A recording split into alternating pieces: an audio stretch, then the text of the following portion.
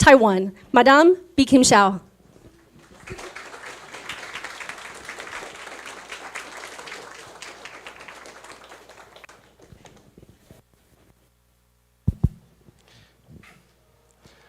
Madam Vice President, Deputy Minister Wu, Spokesperson Li, senior officials and club members. The Taiwan Foreign Correspondents Club is very pleased to be hosting Vice President Xiao Bi-Khim today. I'm sure she requires no introduction to any of us. Having served as a lawmaker, the de facto ambassador to the US, and now elected as the deputy head of state, the Vice President is one of the most powerful voices for the country. Today's event could not be more timely. Taiwan is at a key juncture, not only in safeguarding its defense and security, but also in shaping its political and economic future. As the existing international order is being reshaped, Taiwan is charting its own way ahead, forging partnerships with old friends and new partners all around the world.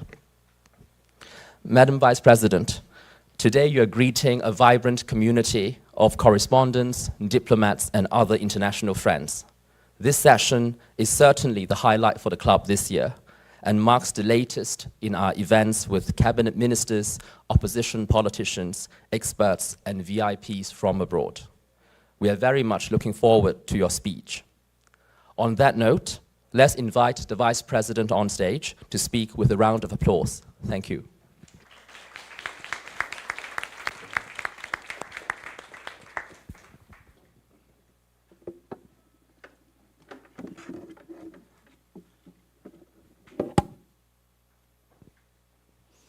Good afternoon, and thank you, TFCC, for this invitation to have a conversation today. I understand it's a series of many conversations and discussions that you have in enhancing your understanding of the views and perspectives of Taiwanese society. And as I was coming up in the elevator, I remarked to Thompson how over a decade ago, during my previous engagements with TFCC in Taiwan, and how TFCC has really grown over the years. And I think this is a reflection, of course, in international interests in Taiwan, but also it's good for us in the sense that you can have a first-hand perspective from the Taiwan viewpoint. And it has, as of today, it's been over a year since the people of Taiwan entrusted President Lai and our administration with the responsibility to lead this country. It's not been an easy time, I have to admit. In these 14 months, we have faced a world that is more interconnected and yet more uncertain and more volatile than ever. But despite these challenges, we remain focused on delivering what we promised: a secure, democratic, innovative, and inclusive Taiwan, anchored in global partnerships and regional stability. So in my opening remarks, I thought I'd offer some reflections on our first year and also look ahead to what we are doing now and the work still to come. Now, Taiwan doesn't live in a vacuum. We operate at the center of one of the world's most dynamic and contested geopolitical environments. We face ongoing pressures from China, militarily, economically, politically, and psychologically. And over the past year, these pressures have only intensified. We've seen escalating military coercion, sustained gray zone activities, and economic coercion. But China is only one part of the broader, more turbulent global landscape that we're in. The world is undergoing simultaneous shocks and structural shifts, including conflicts and wars, trade tensions, disruptive innovations in artificial intelligence and other technologies, and of course, transnational challenges, extreme weather, such as what we just experienced in southern Taiwan, pandemics, cyber attacks, And all of these continue to test the capacity of the international system to respond. And at home, we face our own structural tests. Like other industrialized nations, we are addressing the realities of a rapidly aging society, a declining birth rate, and the need for intergenerational equity.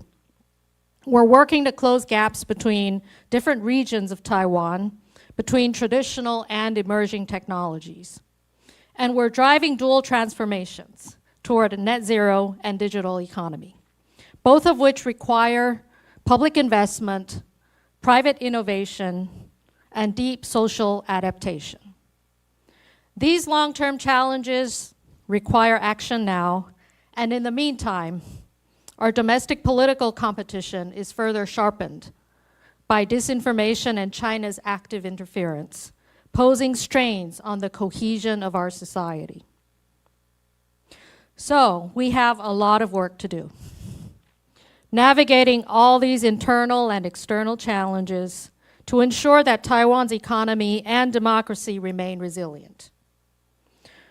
Now let me walk you through some of our priorities, the progress we've made, and of course the path forward. First of all, let me address our defense.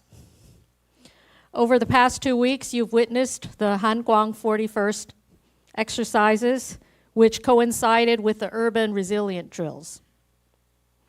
You may have noticed that we have undertaken efforts to reform and integrate in our national defense strategy, one rooted in both military modernization and the resilience of our society at large. Our military reforms are focused on building a force that is capable, credible, and responsive to the specific threats that we face. That means investing not only in hardware, but in doctrine, readiness, training, and human capabilities. We have increased our defense budget to historic levels with a focus on asymmetric capabilities, joint operations, force integration, modernizing our reserve forces, extending military conscription, and improved training, investments in our domestic defense industry as well. But modern security threats do not stop at the battlefield.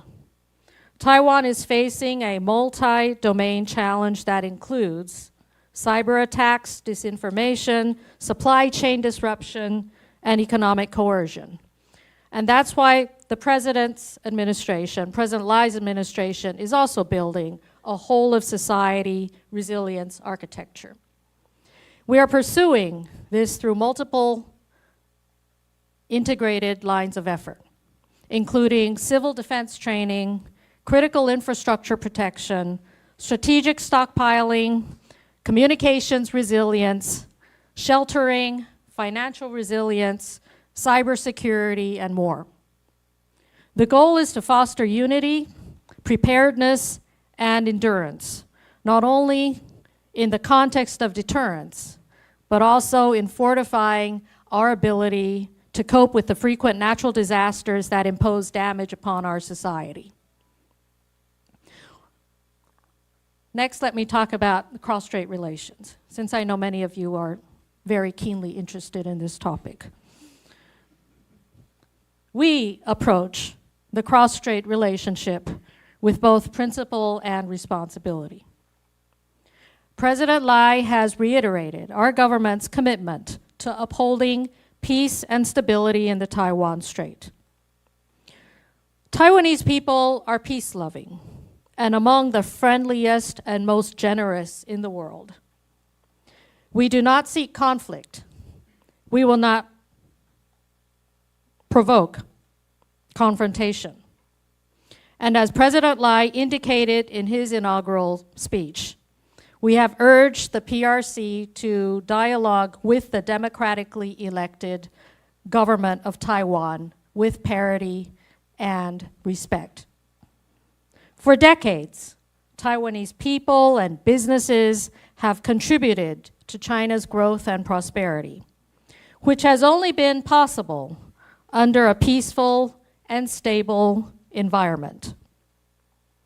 Aggressive military posturing is counterproductive and deprives the people on both sides of the Taiwan Strait of opportunities to pursue an agenda of growth and prosperity.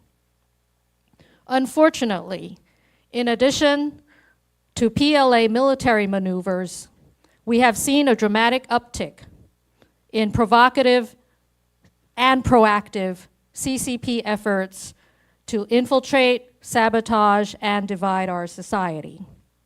And that is why President Lai, to protect our democracy and social cohesion, has outlined 17 lines of effort in response to the CCP's deployment of hybrid tools to weaken us and disrupt the status quo.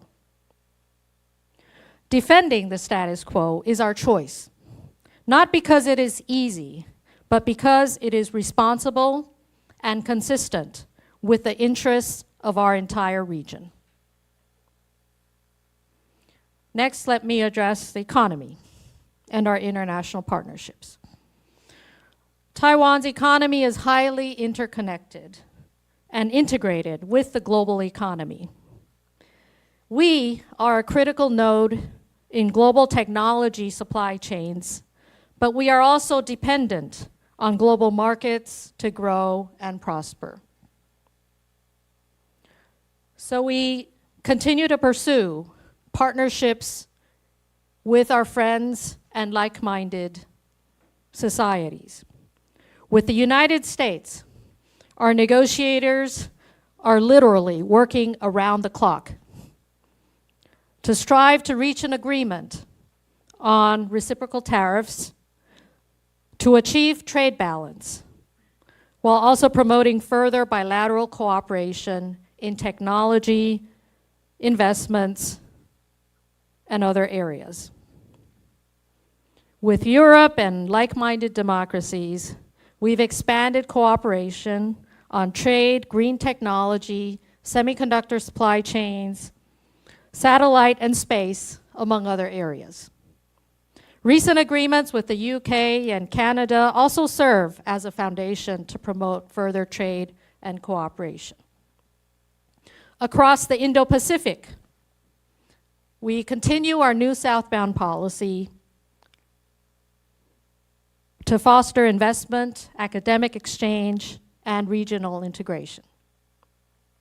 With our diplomatic allies, our foreign ministry has initiated the Allies Prosperity Project, aimed at sharing Taiwan's knowledge and services in developing key areas of digital, green, health, and resilient economies.